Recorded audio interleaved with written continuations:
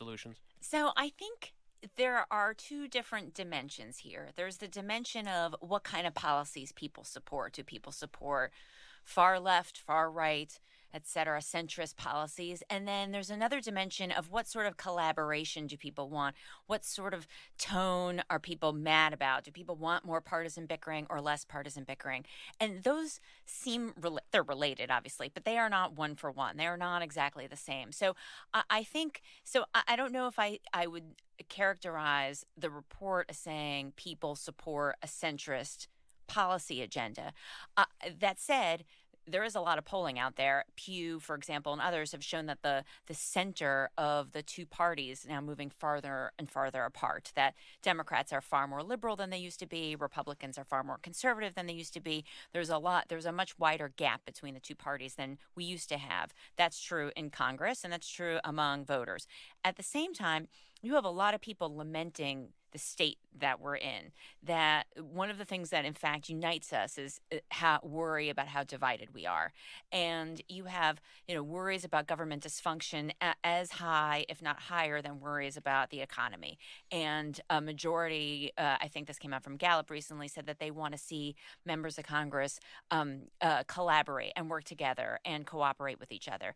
And so I know those seem in conflict, and obviously that's part of how we've gotten to where we are. But I think it's important to keep those two things separate. No, I think that's a really good point. An important point, actually, is that a lot of people will tell you if you ask them that they want compromise and people getting along, but how to do that is incredibly contested. And people do not agree on what it is that politicians should compromise to do. And so once you start getting into people's actual attitudes, that's where I find people to be pretty incompatible. The other thing, too, I think is important to note is how people view their own community and their own local government and their neighbors versus how they perceive people somewhere else, Washington or outsiders, et cetera. And that's something that you see a lot. That's not new. That's been magnified, obviously. You obviously see a lot of very serious, troubling racial tensions that have been, kicked up by this election. And that's been reported by a variety of folks on their various outings around the country, as Molly describes.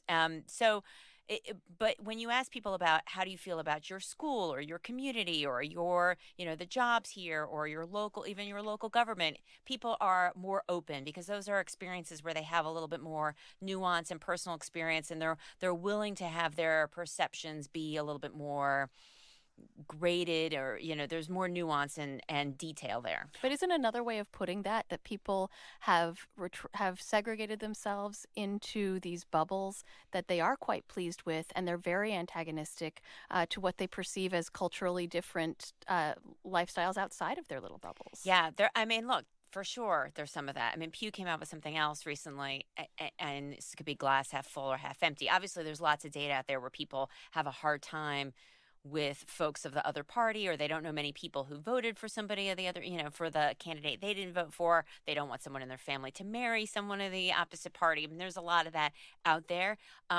Pew separated all, both Democrats and Republicans and independents into 9 different buckets.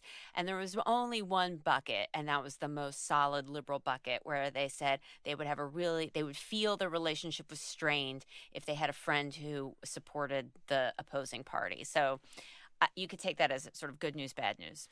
So one thing that you focus on in this piece, Molly, is this idea that you were hearing a lot of people blaming people elsewhere in the country for their problems, and that this was sort of a jarring thing, not like, the government is doing this wrong, big business is doing this wrong, but also just like that, the problem is other people and the difficulty that would pose with finding solutions. And I guess my question is that new?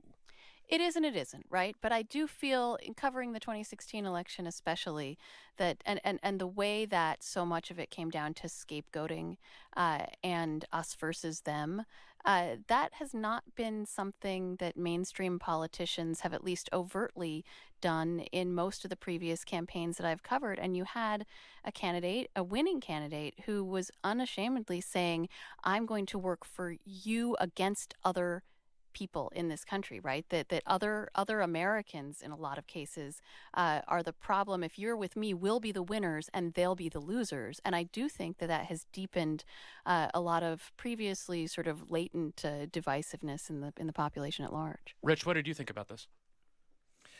Well, I think a couple things are going on. One, obviously, the ideological sorting of the parties, and two, just how more important partisanship has become, and the belief on the part of partisans on both sides that the other party is uniquely evil and uses unfair tactics that we have to imitate.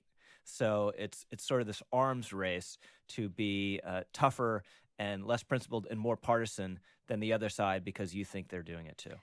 I think it's a moment when the bankruptcy of the establishment is felt viscerally in people's lives and communities. I mean, people want to be heard, they want to be listened to, which is, why someone like Molly going to listen is important. I remember Chris Hayes, formerly of the Nation of MSNBC, did a really great town hall in West Virginia a few months after the election with Bernie Sanders, who, by the way, is the most popular politician in America right now because he tells Americans who rigged the rules and how they're getting screwed.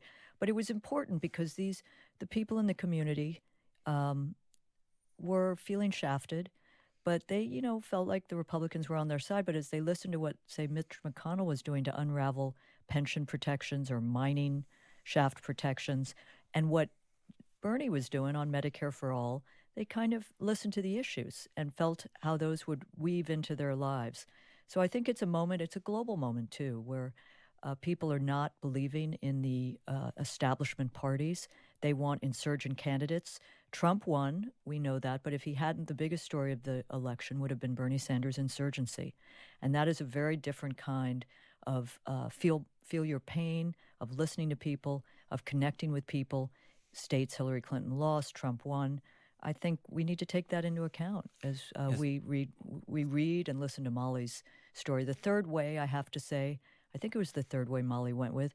I think of my friend, former agricultural commissioner of Texas, Jim Hightower, who likes to say the only thing in the center of the road are yellow stripes and dead armadillos. So I don't think that really feeds people's imagination. There was a paper that came out just recently, I think Derek Thompson of the Atlantic highlighted it a week or so ago, that showed if you are a senator and you vote against your party, the other side doesn't really notice. The only people who notice are your own voters, and they get really angry about it. So this is part of the phenomenon that led to the undoing of Jeff Flake. Democrats, even if they did notice what he was saying and doing about Trump, it wasn't going to affect their vote any. The only people who really paid attention and had it change their attitudes were people on his own side. So I think that's a dynamic a lot of politicians, even if they're not formally aware of it, are subconsciously realize what's going on, and it keeps them within the guardrails of their own partisan loyalties. There's an interesting thing there, Rich, where I think that's true for most politicians, but then I see Susan Collins getting hugs in the airport when she votes to save Obamacare, and Lisa Murkowski losing a Republican primary and running as an independent and getting elected by running up the middle. I think the two of them have figured something out